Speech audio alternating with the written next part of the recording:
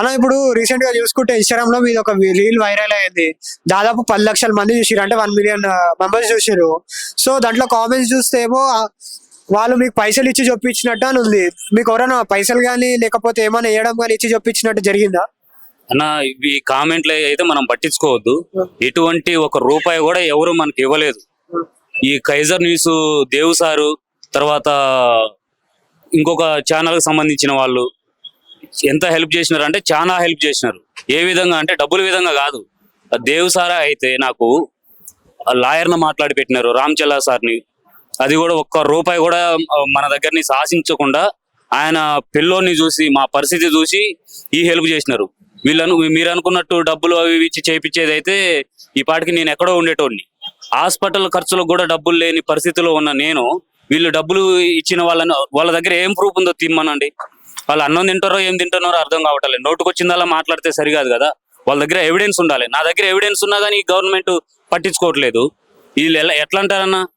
లేదు అంటే మీకు కామెంట్ చేసిన వాడు ఆ నవీన్ కుమార్కో, ఆ నవీన్ యాదవ్కో, లేదంటే అజారుద్దీన్కో, ఇంకొకరికో తొత్తులై ఉంటారు.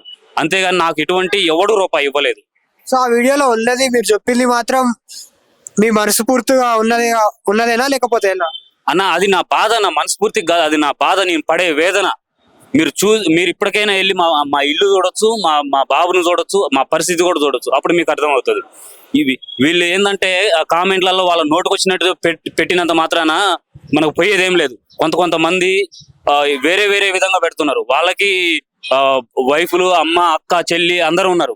వాళ్ళ కుటుంబంలో ఎవరికైనా ఇట్లాంటి విషయం జరిగితే వాళ్ళు ఇట్లనే ఎదుటి వాళ్ళు కామెంట్ పెడితే ఊరుకుంటారా? ఎందుకని ఇట్లా ఈ కామెంట్లు ఎందుకు పెట్టాలి? వాళ్ళు రమ్మను, నా అడ్రస్ ఇస్తా, నా ఫోన్ నెంబర్ ఇస్తా, మీకు ఏం కావాలంటే అది ఇస్తా, వచ్చి చూడమను. ఇది నమ్మకం లేకపోతే వాళ్ళ ఇష్టం వచ్చిన శిక్ష ఏమను, లేదా నా మీద తిరిగి కేసులు పెట్టమనండి. ఎందుకు ఈ కామెంట్లు ఎందుకు పెట్టాలి? ఎవ్వరు కూడా నాకు రూపాయి ఇవ్వలేదు. ఇది నా బాధ. నా బాధను అర్థం చేసుకొని దేవు సారు నాకు చేసే సహాయం ఇది. అంతేగాని ఎవరి దగ్గర డబ్బులు తీసుకొని డబ్బులు కమ్ముడు పోయే మనిషిని కాదు నేను. నాకున్న బాధను వరకే చెప్పుకోగలుగుతున్నాను నేను.